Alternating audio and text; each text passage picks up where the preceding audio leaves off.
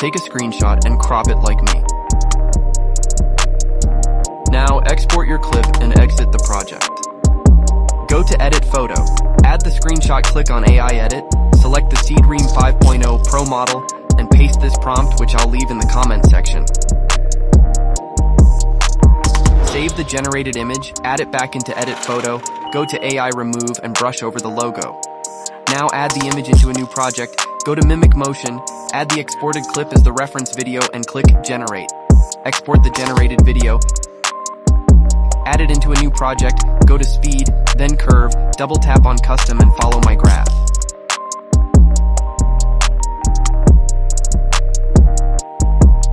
Select Smooth Slow-Mo, better quality.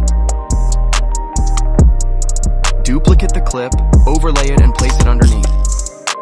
Go to Effects on the overlay and select Blur.